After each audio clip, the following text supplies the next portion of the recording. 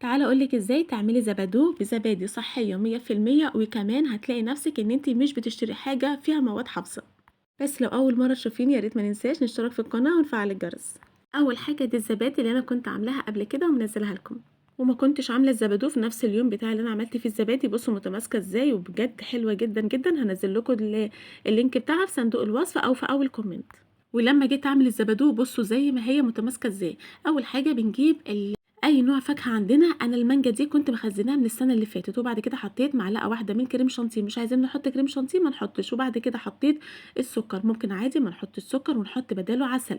يعني لو عايزين الزبادو صحي معانا 100% ما نحطش سكر ونحط بداله عسل، وممكن كمان ما نحطش كريم شانتيه.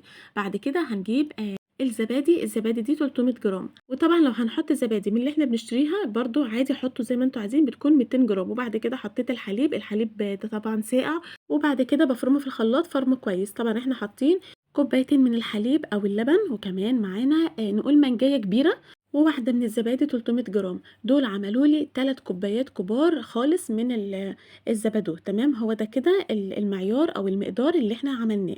وعادي جدا لو عايزين نزود زبادي او عايزين نزود المانجا، او طبعا بنحط اي نوع من الفاكهه اللي احنا عايزينها. كل ما بنحط بصراحه بتدي طعم حلو جدا جدا. بس لو نحط مانجا او اي نوع من الفاكهه لازم نكتر كمان الزبادي، علشان الزبادي هي اللي هتدينا طعم الزبادو في الفاكهه، ما تبقاش اكنها عصير بس. بصوا هو ده القوام اللي انا بحبه، واللي هو ده بصراحه يعني بالظبط زي الزبادو اللي احنا بنشتريه من بره. هنبتدي بقى نعمل دلوقتي مع بعضنا الفراوله. تمام، نفس الحكايه برضو مطلعه من الفريزر ونفس المقدار.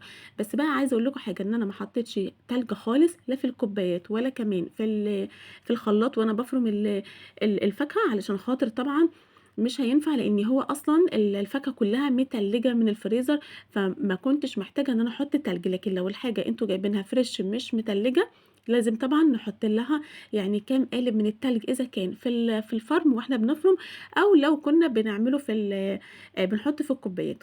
حطيت برضو الفراولة كوبايتين من الحليب، وكمان الزبادي واحدة كاملة اللي هي 300 جرام، وكمان حطيت الفراولة. يعني الفراولة ممكن نقدر نقول ربع كيلو من الفراولة.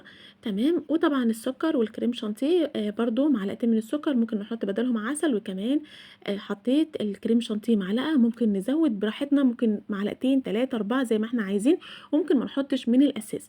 وبكده خلصت وصفتنا. وعايزاكم تقولولي هي دي الأطعمة اللي انتوا بتحبوها ولا بتحبوها بأطعمة تانية.